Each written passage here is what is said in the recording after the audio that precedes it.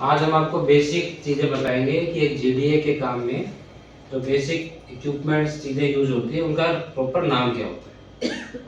तो सबसे पहले ये नाम सबसे पहले याद रखना जरूरी है, बाकी चीजें बाद में है कि उसको यूज कैसे करना है। अगर आप क्लाइंट के सामने किसी चीज का गलत नाम बोलते हो तो क्लाइंट के सामने आपकी जो फीडबैक जाता है उनको ये होता है कि इनको नाम तक नहीं पता। अगर उनको नाम ही नहीं पता तो कर क्या पाएंगे। समझे? जो जो चीजें जीडीए में यूज होती है उसका हम आपको बेसिक नाम और रूटीन में उनको कैसे यूज करते हैं वो हम बताएंगे। तो सबसे पहले हम बताएंगे यूरिन पोर्ट के बारे में। इसको बोला जाता है यूरिन पोर्ट। क्या बोला जाता है? यूरिन बैग से यूरिन कलेक्शन के लिए इसके अंदर यूरिन डाला जाता है, फिर उसको डिस्कार्ड किया जाता है। ये उसके काम होता है। तो इसका क्या नाम होता है? Urine port. उसके बाद है बेड पैन। इसको क्या बोला जाता है? बेड पान। ये किस में काम आता है? लेडीज पेशेंट में यूरिन के लिए और मोशन के लिए। मेल पेशेंट में कोई बेड पेशेंट है उसके लिए ये काम आता है। अब ये खाली है तो इसमें हम क्या लगाएंगे? गार्बेज पन्नी आप लगा सकते हो। गार्बेज जो पन्नी होती है ना वो इसमें आप लगा के और पेशेंट के बिल्कुल ही नीचे ऐसे लगाना होता है। और ये आप लगा देंगे।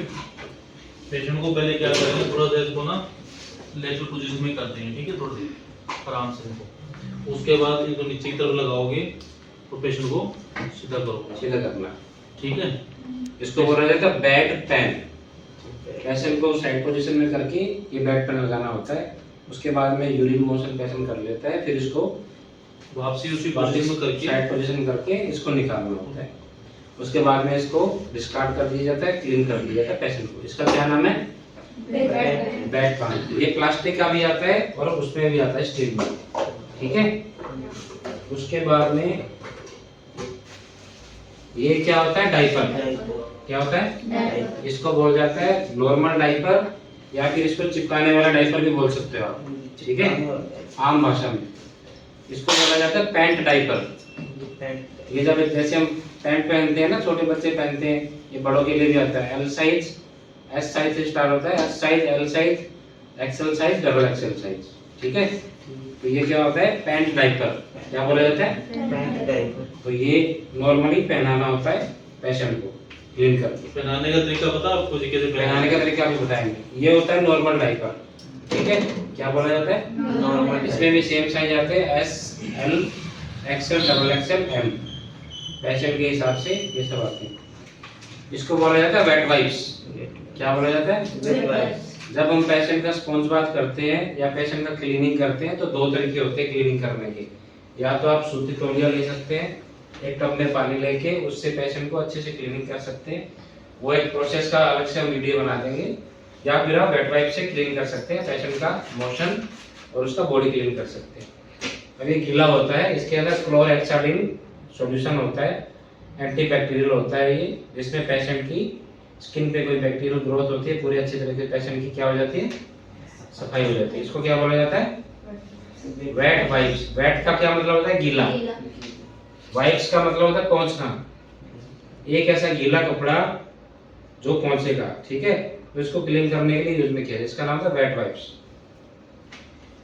इसको बोला जाता है ग्लव्स, लूज ग्लव्स। क्या बोला जाता है?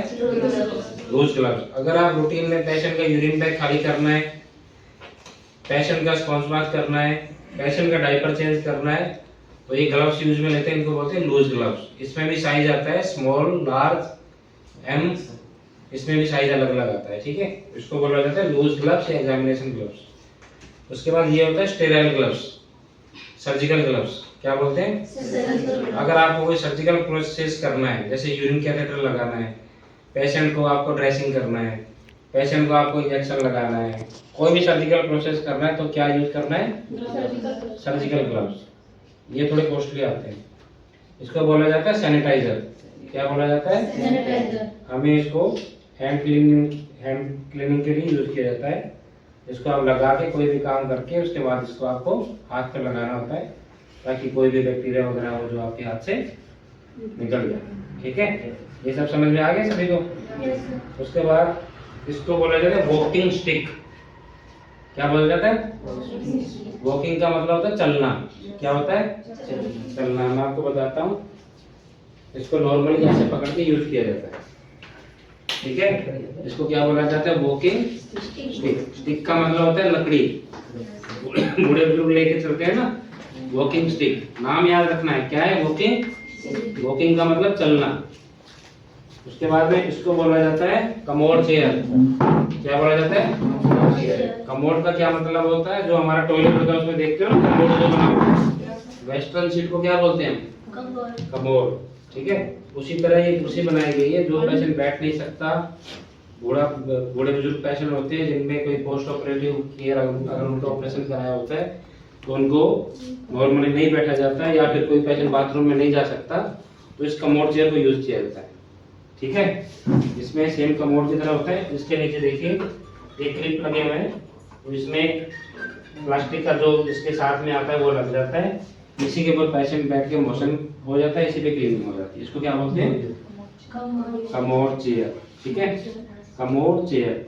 उसके बाद आता है ये, इसको बोलते हैं वॉकर। वॉक का मतलब चलना, वॉक का मतलब चलना। इससे हमें चलना है, ऐसे पकड़ के पैसे चलता है, ठीक है।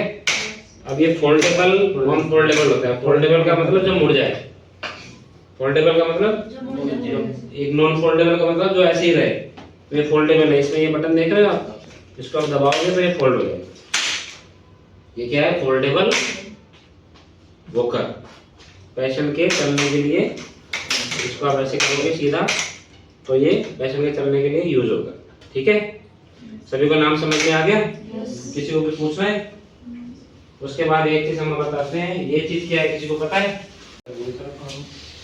ये ऐसे सीधा होता है, देखो